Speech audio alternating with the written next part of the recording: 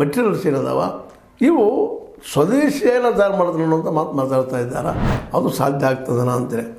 ಯಾಕಂದರೆ ಆಲ್ರೆಡಿ ಈ ಸುದರ್ಶನ ಚಕ್ರ ಮೂಲಕ ನಾವು ವೈರಿಗಳನ್ನ ಒಳಗೆ ನುಸುಳುಕೋರನ್ನ ಭಯೋತ್ಪಾದಕರನ್ನ ತಡಿತೀವಿ ಅನ್ನುವಂಥ ಮಾತನ್ನು ಈಗೆಲ್ಲ ಆ ವಿಷಯದಲ್ಲಿ ಸಾಕಷ್ಟು ಮಾತಾಡಿದ್ದಾರೆ ಮೋದಿಯವರು.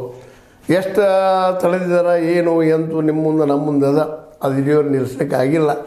ಏನಾದರೂ ಒಂದು 2-3 ತಿಂಗಳಲ್ಲೂ ಏನೋ ಒಂದು ಖರ್ಚಾಗೇ ಬಿಟ್ಟಿರ್ತದೆ. ಇದನ್ನು ನಿರಂತರವಾಗಿ ಐತೆ ಅದು ನುಸುಳುವಿಕೆ, ಅದು ತಡಿಬೇಕಾಗಿ ನಾವು ಮಾಡ್ತಾಯಿದ್ವಿ ಅನ್ನೋ ಅಂತ ಒಂದು ಹೊಸದೇನೋ ಹೇಳಿಕೊಟ್ಟಿದ್ದಾರೆ.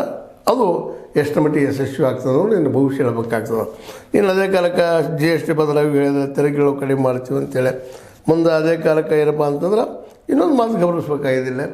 ಏನಪ್ಪ ಅಂದರೆ ಈಗ ರಸಗೊಬ್ಬರದ್ದು ಇದು ಭಯೋತ್ಪಾದನೆ ಮುಗಿದು ರಸಗೊಬ್ಬರಪ್ಪ ಅಂದ್ರೆ ರೈತರಿಗೆ ಬೇಕಾಗುವಂಥದ್ದು. ಇವತ್ತು ನಾವು ಇಡೀ ದೇಶವನ್ನು ನಾವೇನೋ ಮಾತಾಡ್ತೀವಿ ಸಾವಯವ ಹಾಗೆ ಹೇಗೆ ಅಂತೇಳಿ, ಆದರೆ ನಾವೆಲ್ಲ ಪೂರ್ತಿ ಈ ರಾಸಾಯನಿಕ ಗೊಬ್ಬರಗಳ ಮೇಲೆ ಇಡೀ ದೇಶದ ನಮ್ಮ ಕೃಷಿ ವ್ಯವಸ್ಥೆ ನಿಲ್ಲುವಾಗ ಮಾಡಿಬಿಟ್ಟಿದ್ವಿ. ಹೀಗಾಗಿ ನಮ್ಮ ಭೂಮಿಗಳು ಆ ಗೊಬ್ಬರವನ್ನು ಬಳಸಿದ್ರೆ ಹೆಚ್ಚಿನ ಫಲ ಕೊಡೋದಿಲ್ಲ ಅನ್ನೋದು ಈಗಾಗಲೇ ಸಿದ್ಧ ಆದಂಥ ವಿಷಯ ಆಗಿದೆ. ಆದರೆ ಇಲ್ಲೇ ಅದನ್ನು ಬಳಸಲಾರ್ದ ಸಾವಯವ ಮಾಡುವುದು ನ್ಯಾಚುರಲ್ ಒಂದು ಏನಪ್ಪ ಅಂತಂದ್ರೆ ನೈಸರ್ಗಿಕವಾದಂಥ ಕೃಷಿ ಮಾಡಿರಿ ಅಂತ ಹೇಳ್ತಾ ಇರ್ತೀವಿ ನಾವು. ಆದ್ರೆ ಮಾಡೋರು ಯಾರು? ಹೀಗಾಗಿ ಎಲ್ಲರೂ ಇದ್ರ ಮೇಲೆ ಇರೋದ್ರಿಂದ ಈ ಫರ್ಟಿಲೈಸರ್ ವಿದೇಶಗಳಿಂದ ಬರೋದ್ರಿಂದಾಗೆ ಸಹಜವಾಗಿ ನಮ್ಗೆ ನಮ್ಮ ಒಕ್ಕಲ್ತನ ತುಟ್ಟಿ ಆಗ್ತಾಯಿದೆ ಅಂತ. ಯೂರಿಯಾ